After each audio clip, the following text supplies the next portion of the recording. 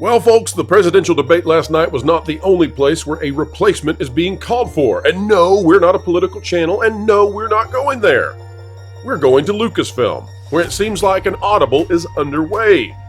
Leslye Headland no longer, apparently, in charge of a season 2 of The Acolyte. No Acolyte continuing.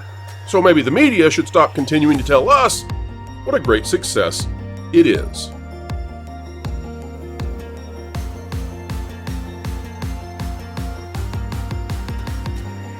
Hello folks, welcome back to the Pro Channel, where we endeavor to explain entertainment, keep you ahead of the culture curve. We love doing it. We love having you here. We had a great 75K subscriber celebration. Quickly underway. We hope to hit 100K by the end of the year. Folks, we want to thank you so much. Let's dive into the content right now. Pour one out, ladies and gentlemen. Not on your computer. No, stop that. Don't do that. And if you're in your car driving, don't pour one out there either. You know what? Actually, don't pour anything out. That is a bad idiom. That is okay, Stuttering, you can. Yes, down the throat. Perfect. Oh, he did it. He did it, folks. We got him. All right. Pour one out, ladies and gentlemen, if you so choose, for that Park Places article. The Acolyte showrunner Leslye Headland cast doubt on a second season being made. Oh, Leslye, we knew you were going to be so successful in this role. We watched with an admiration in some sort of depraved way at how you managed to survive the Harvey Weinstein connection. But somehow, things have gone astray. Here's what it says. Leslye Headland, the showrunner for The Acolyte, recently cast doubt on the idea that the show will get greenlit for a second season. Speaking with Entertainment Weekly following the release of the show's 5th episode, Headland said, what should be her voice? Let me read it this way. Something I've noticed is the first seasons will end on what should have been the break into Act 2. No, that's too disruptive, but you get what I think. Anyway, it feels like everyone's really expecting their shows to get a second season, and I don't feel that's a good idea. Yeah, we can't have too much of that success around here, Leslye. She then added, I threw everything into season 1 because who knows what's going to happen. Well, Leslye, we would assume you do. I mean, you're good buddies with Kathy now, right? I mean, you two chatted it up and decided to make Frozen meets Kill Bill in Star Wars. Surely you could get a season 2 after that. Despite Headland being unsure if the show will get renewed for a second season, she did inform the outlet that she has 4 or 5 major mysteries she'd like to explore if it does. In other words, she has a season 2. She just doesn't think it will happen, and they're going to frame it in a particular way, so it seems like it was always intended to be a one-off. The show has not performed well on any metric. On Rotten Tomatoes, the show has a 14% audience score. It is the lowest of any Star Wars film or television show. But folks, I'm here to tell you, I've heard shenanigans are now at play over at Rotten Tomatoes. Apparently, they're trying to dig this thing back out of there. Haven't looked into that, not going to look into it because I never trust Rotten Tomatoes. But the idea that there's a bunch of Russian AI bots out there, dormant since Last Jedi, that suddenly came to life to take this sucker down, give me a break. Nobody's funding that sort of thing. It fares slightly better on IMDb. It has a 3.3 out of 10 rating. Well, that's just wonderful. However, the unweighted is 2.9. And the majority of all reviews are 1 out of 10. So it's just a lot of suck. Not only are their audience scores and user reviews in the dumpster, but the show's viewership is stinky poor. The Walt Disney Company officially revealed that the show's first 2 episodes only garnered 11.1 million global views after the first 5 days of streaming. Given the Walt Disney Company calculates a view by total stream time divided by runtime, the global minutes viewed only comes to 820 million minutes. That's 9 million minutes less than Ahsoka's minutes watched metric as reported by Nielsen. The big kicker is that Nielsen only tracks the United States. That means Ahsoka's U.S. viewership was bigger than the Acolyte's entire global viewership. So for all the channels out there, for all the talking heads who are so angry that we just don't like the Acolyte, sorry. Sorry if you're Canadian. But this show is a stinker. Nobody's watching it. Everybody's laughing at it. And it's not because it's diverse. It's because it's dumb. And folks, that's just the way it is. All right, panel, I want to welcome in JFG. This is Fat Steven. Welcome aboard, sir. Oh, thank you for having me. I would like to clearly kind of argue quickly. It is about diversity because it's diverse in everything awful that's about Star Wars. It's horrible. Yes, well, it is first and foremost diverse, and maybe not even secondarily, maybe tertiarily. I don't know what we do with 4th or 5th place with that kind of verbiage, but somewhere way down on the totem pole, it is indeed a veneer of Star Wars, sort of. It's an insult to Lego heads everywhere. Sorry, Leslye. So here's what I want to toss to the panel. We've got this theory now, and folks, thank you for more than 700 of you choosing to join us right now. We've got this theory about the Acolyte that we've been tossing around and playing with. I was talking with Kocho from Echo Base Network earlier today about this, and that is that if you look at the story behind the prequels and the Acolyte, when you get to the prequels, none of the Jedi know that there have been Sith. And up until the show, we all thought there hadn't been no Sith, and there probably will be no Sith in canon one day, because this will utterly go away. But until then, this has Sith in it.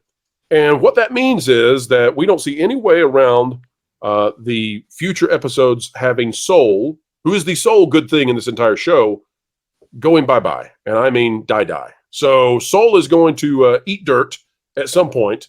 And panel, here's what I'm thinking about this. In terms of a season 2, I don't know who would be left except the twins. And I don't think people like the twins. Not based on who's playing them, but simply because I can't tell from one episode to the next what the motivations of the twins are. They're good, they're bad, they're bad, they're good. They're somewhere in between, and it goes from scene to scene. It seems to me Soul has to die, or else Soul would tell the Jedi there's a Sith. So I think Soul's going to kick the bucket. And that means, given that we killed everybody else in the last episode, there's nobody left to go into a season 2. Nobody that anyone would care about. Panel, what are your thoughts on a season 2 for the Acolyte and where this could even go? I thought the black and white music video was season 2. Is that not season 2? I'm not. Is it, what was it? She was like this the whole time? Your camera is aimed the wrong way, Ron, and we don't suggest you fix it. No, Ron, that is the bonus editions for the future DVD that no one ever wants to purchase. I haven't watched any of it, so I don't know. Welcome to the mainstream middle, Ron. Welcome to the vast majority. Sorry, but I do have a question though. If I remember correctly, back when I was 5 years old and watching A New Hope in 1977, I remember Star Wars, the very first movie, being very diverse. They walked into a cantina, and everybody was from different species. So I don't think you can get more diverse than that. There was like a hammer guy and a wolf guy and women all over, and robots and droids and princesses. And, there was, when has Star Wars not been diverse? I'm sorry, Ron, you're wrong. It's always just been lesbians from top to bottom, just lesbians, one after the other. Thank you, Stephen. It appears Leslye has joined the gang here, and Leslye, I hope that you're doing well in the Lego movie for which you will star. You should see the stains on my couch. It's horrible. Oh, poor Leslye. Poor Leslye. Well, got everywhere. Making good and bad twins out of thread is a messy subject. Erika, where are we going in terms of the media narrative? What do you expect to come out of the media as we go through the next weeks? They're in a place where they've tried to defend a series that is now easily being debunked in terms of its popularity. Even Leslye Headland now coming out and casually remarking, yeah, we're not doing a season 2. I've got ideas, but it's not happening. So what do you think the media is going to do as a result? I think they're, maybe spitballing a new show since they know this one's dead and it's just going to be a different version of the same thing. That's the only thing I can come up with. I don't really know. It's just so awful. What like you pointed out, what else is left in terms of storyline and characters? Unless they're going in a direction where they're just going to create from scratch, and maybe they wanted all this to happen. Well, there's really not much for them to go with in terms of audience. Let me show you this, Erika. This is amazing to me. So this is the initial first episode of a. This is the first 2 weeks of Ahsoka. Okay, so we've got 3 episodes because they released 2 episodes at first, then 1 more episode. So we're going to get a direct comparison here. So in the second week of Ahsoka, again 3 episodes, but second week, Ahsoka had 487 million minutes watched. That according to Nielsen. Okay, let's compare that now directly. What do we have with the Acolyte?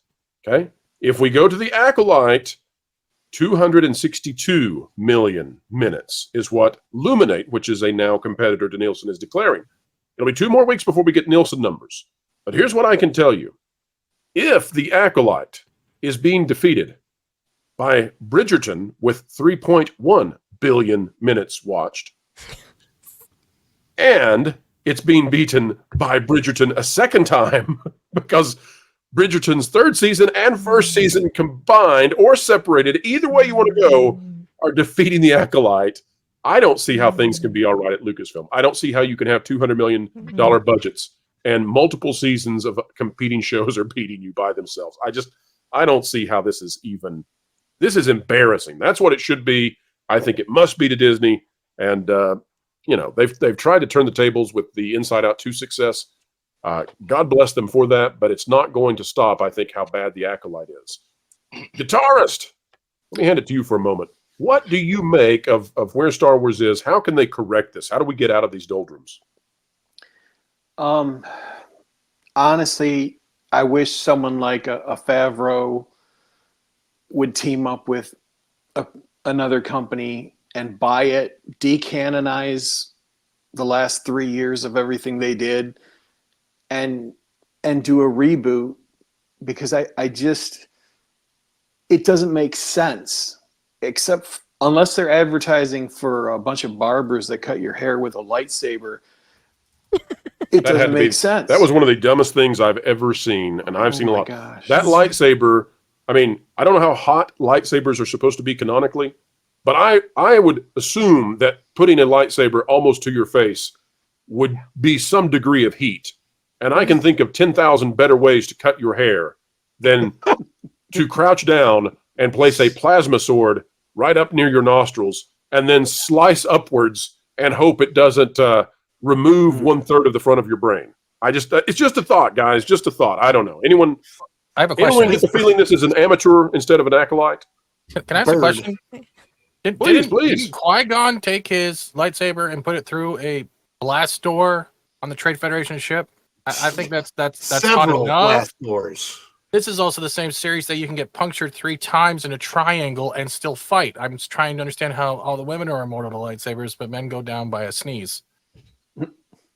Well, I would also say that Yorn, who is the lightsaber boy, that's right. Sorry, my bad. he gets his leg sliced through, and he gets up and takes off in a straight up jog to take Good Twin back to the ship, and then Good Twin convinces him, after he says, "I'm taking you back by force if I have to."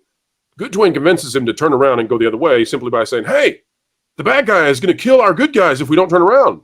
And you got to wonder, like, at what point was he unaware that the bad guy was bad? Just like, folks, we're always aware that our next guest always loves turtles.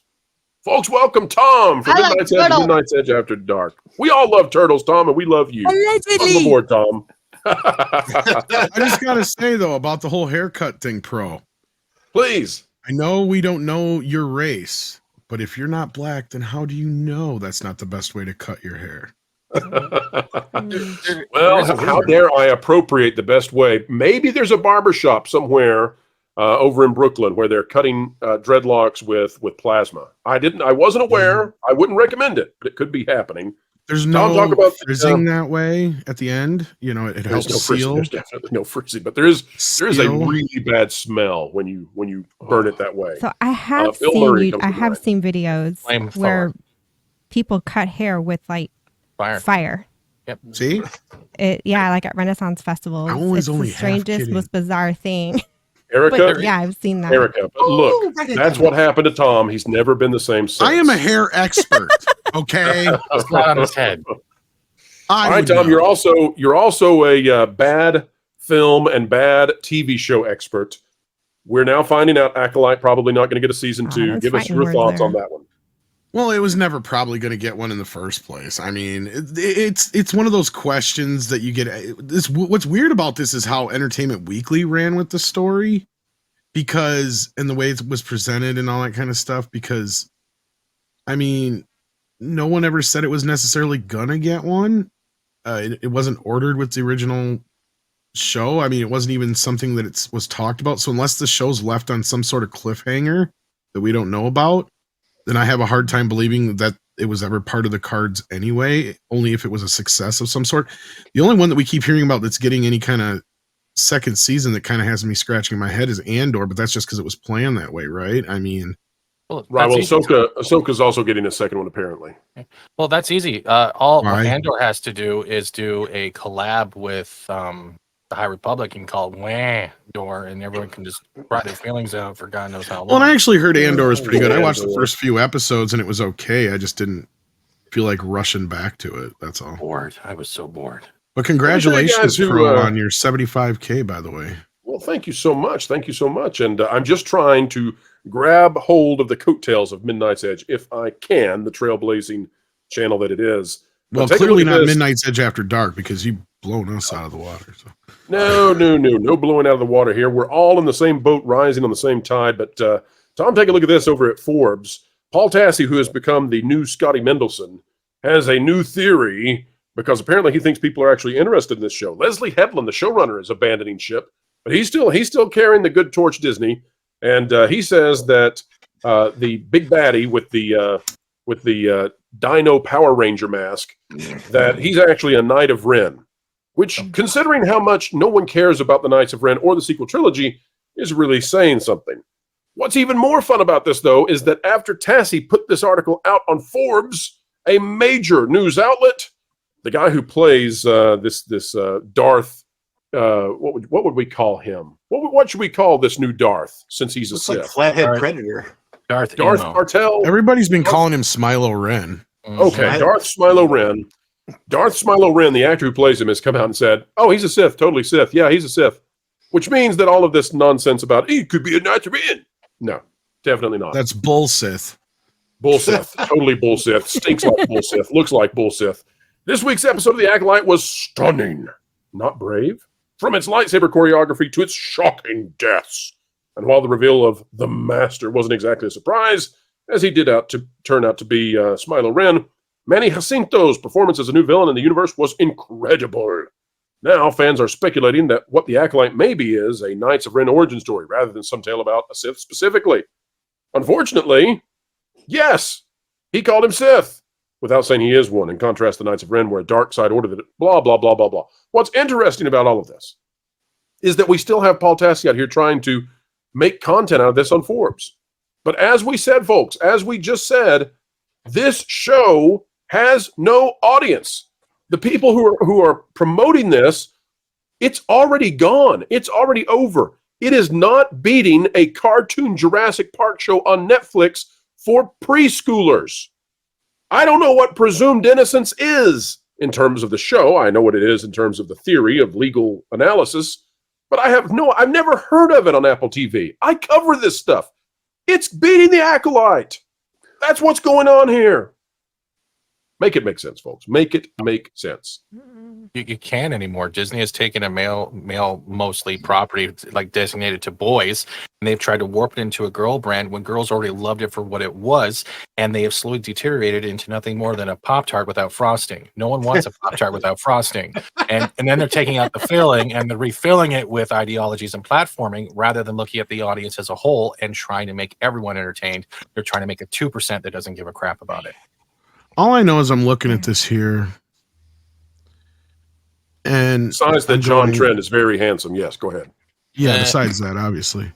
The Acolyte coming in at 7th place. Okay, that's pretty This is a subcategory, Tom. This is literally, isn't the top 10. This is the top 10 of but just look at everything after show. number 1 here. Look at Bridgerton. Now, I've never watched Bridgerton, but this is what I know about Bridgerton because I'm on a show called Toxic Femininity. And the girls used to talk about Bridgerton toxic femininity with all Bridgerton? the time. They loved that. They kept talking about the spoon licking and the sexy man and all this business. So my point, I think, is I don't know much about that show, but I would just assume. So you might be able to answer this for me, Erika. Is this a bunch of, just from that answers my question.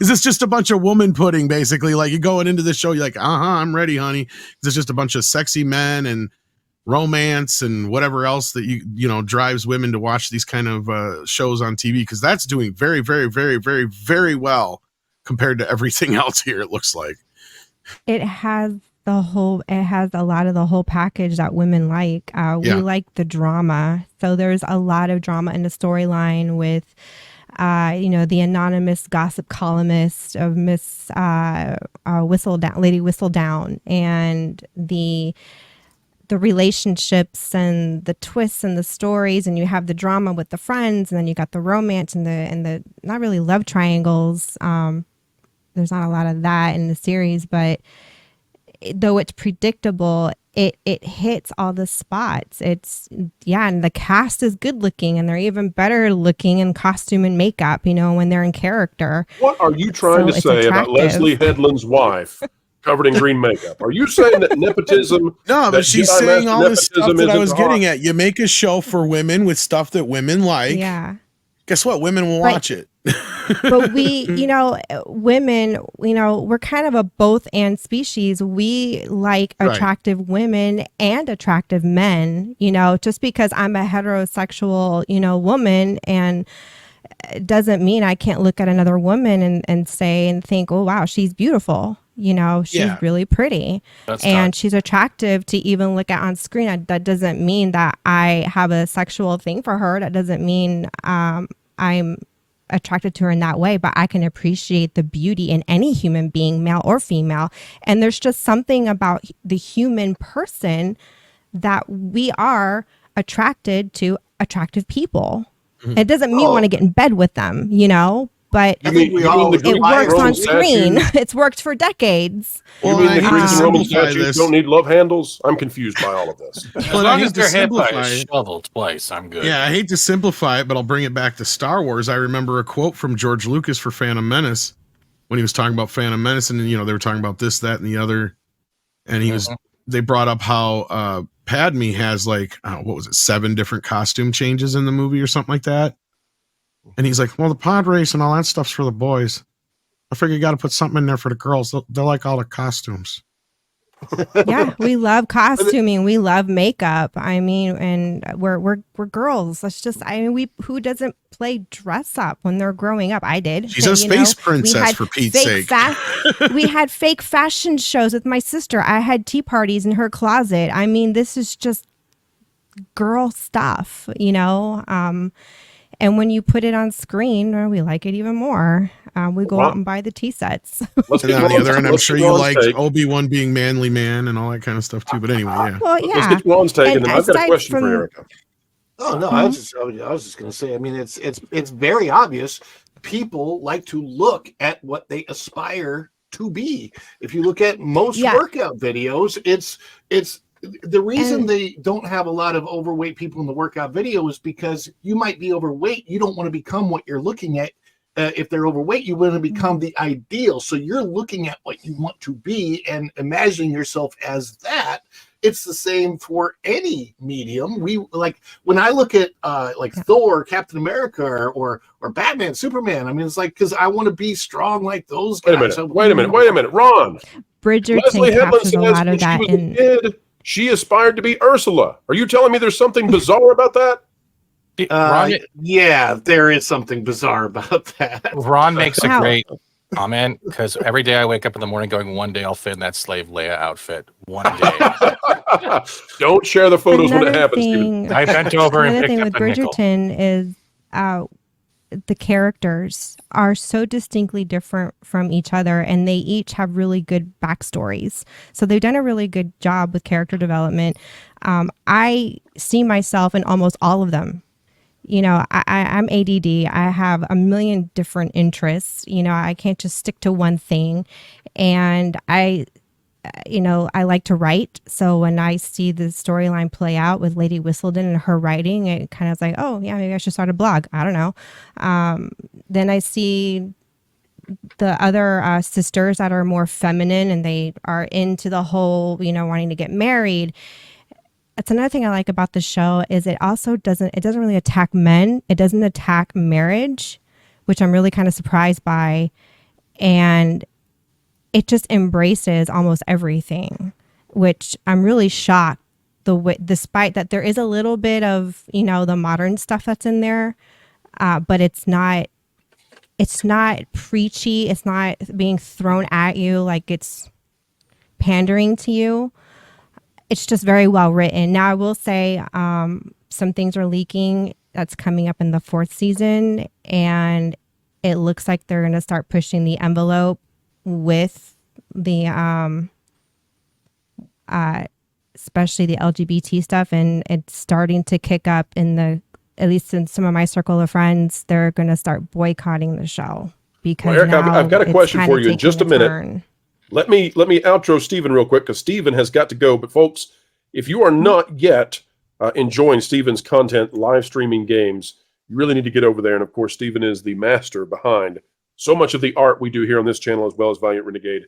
Stephen, tell the folks out there where they can find you. Oh, he's leaving. I thought he was talking about ADHD, so I thought he meant that's all the longer he could pay attention. No, I have ADHD. It's the shiznit. She's right. You That's what I'm focus on saying. multiple Like, yeah, things he's at like once. 2 to 5 minutes. I'm like, I thought that's what he meant was like that's all he could pay attention. That's for. how much our thought process lasts. Anywhere from 2 to 5 Exactly, minutes. yeah. On to the next squirrel.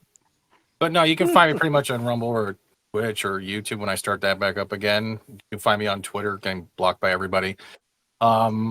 Pretty much, congratulations on 75K. I stream pretty much every day of the week except Sunday nights. And yeah, I handle the artwork. And I'm trying to convince myself that I am hyper, and I'm not right now. You guys have a great time, and I hope one day Stuttering does not spit on his keyboard. Thank you for being here, Stephen. Thank you And very folks, much, guys. As Stephen is heading out, we've got another guest who's joining us. We've also got a big question I want to ask Erika vis-a-vis Bridgerton and the Acolyte. But first, let's see who is behind door number 1. Who could that be? Let's go see, boys and girls.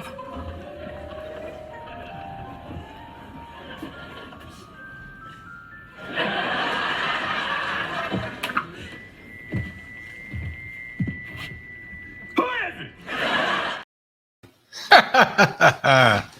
All right, folks, I did not think we would have the honor of having Lou Wasserman's Ghost, LW Ghost, join us today for reasons we won't specify. But Lou, I thought you were too far out of pocket, but you're right here, and we're happy to have you, sir.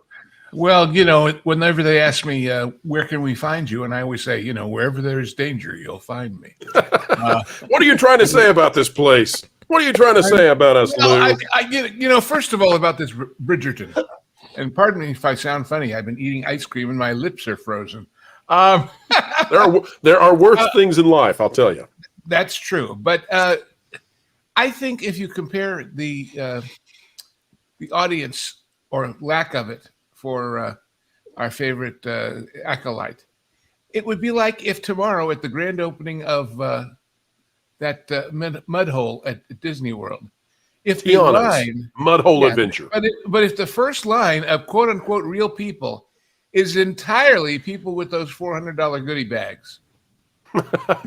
They're back again. They're back again. In other words, the only people watching this are the people like us who want to laugh, and the people who are so curious after seeing us and saying it couldn't be that bad, could it? And after one episode, they say, "Yep, they kind of had it pegged. I can get all the fun I can get out of these people tearing it up more than actually watching the damn thing." But as far as Bridgerton and beautiful women and beautiful men and everything that Erika said, when they came in and said, we're going to make the force female, they didn't say we're going to make the force a tiny percentage of females who happen to be of a certain sexual orientation. And guess what? Yeah. All of the quote unquote, and I don't mean this to say superior, inferior, but normal as we have understood it, women are watching Bridgerton. They're not left over to watch this thing. In other words, if you're really going to get everybody, you've got to get everybody who's now watching something else and liking it. And I don't think that's going to happen with this show. I just don't. And what you said about women and men, there was a line when James Bond became a big deal. They said, men want to be him, women want to be with him. Yeah. So that's why a heterosexual scheme is probably going to draw more viewers than one that says, no, we don't want all women, we just want our women, and the rest of you join us or go away. That is not a formula for success. Never has been, never will be. I'm always said on all of that. I agree. Well, I'm always telling the story about the guy that started Virginia Slims. Remember those? With cigarettes for women. Mm-hmm. And they had a theme song. You've come a long way, baby, to get where you're going today. And people in the industry said to him, But women at that time, which was good for them and not so good that it's more now, I'm thinking, women were something like 27% of all smokers. And so they said to the guy who came up with this scheme, why are you going after a tiny percentage of the total audience? And his answer was, if I can get all of them, that's a big percentage of the total audience. Right. Well, yeah. Guess what? If you got every what's the word officially? Not binary. If you got every straight woman in the world to watch this show, it's still not even going to be 27%.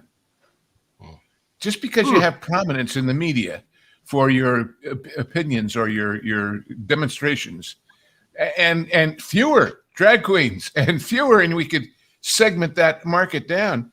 It's not a formula for business success, but they don't care. Well, let me ask Erika this. Erika, let me ask you this, and we'll put a bow on this particular conversation. Lou, thank you so much for the analysis there. Very well said in terms of subcategories and what they can make up. But Erika, Bridgerton has the Acolyte's audience. I mean, that's just the bottom line. They thought, Kathleen Kennedy and Leslye Headland thought that they could make a show that would pick up a female audience. They thought they would have the Bridgerton audience. That didn't happen. So tell me, why is Bridgerton so appealing to women versus the Acolyte, which apparently is not? How are they that disparate in the results? We have a Barbie effect is what we're having. Again, just in a TV show versus on the silver screen. So you have the gowns, the makeup, the hair, the drama, the diverse, I say the word diverse and I don't mean it in that context, but the characters there's just as many men as women, and they're all intermingling with each other. No one is attacking or demeaning the other. There's a sense of, it doesn't attack heterosexuality or the institution of marriage. It's okay to fall in love. It's okay to admire beauty in men and women and the two coming together. And then the drama, whoever wrote the story of just the story itself, it's really good. It's for a girl, versus anyways. The We love gossip. Versus the Acolyte, And it doesn't have any of that. All it is a bunch of, at least I haven't seen the show, but from what through live streams and listening to you guys and seeing snippets, it's just a bunch of women dressed in, I don't know what they're dressed in, but it's not anything I'm going to go to the store and purchase. I'm not going on, it's not inspiring the wedding gown industry. They're not feminine. Oh, no, they're it's female, but not feminine. Wait, you just said something enormously important when you said it's not inspiring the wedding gown industry. Mm-hmm. So many trends from fashion, not wedding fashion, regular fashion. Yep. You know they're a success if the wedding gowns pick it up and they say, well, it's as if so-and-so, Dior, whoever, made a wedding gown. That's huge. But of course, to attract wedding gown buyers, you have to inspire people who want to get married. Yeah. And so if you don't care about that, you don't care what you're wearing either, I guess. I don't know. Another thing. I've already been online. I'm married, but I go online just to see. They have Bridgerton makeup looks. They have, and I love watching the makeup tutorials, and because the makeup in the show is very subtle for women. You could wear it every day. It's not just for camera. So it's inspiring. You're going out purchasing those makeup looks through whatever brands that's being pushed. So Bath and Body Works has their own Bridgerton line of soaps and body wash and perfumes. And they're really monetizing on this stuff, and it's working because it's so feminine.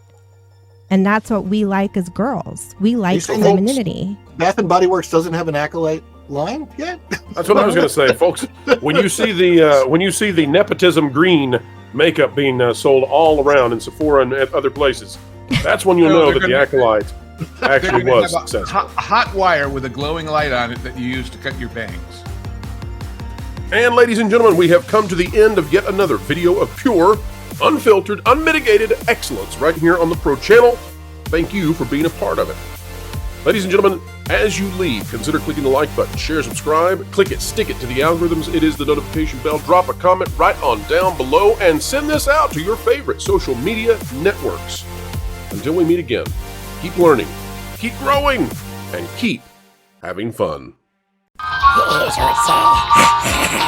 better hang on to your feathers, little bird. They need to put you in the show.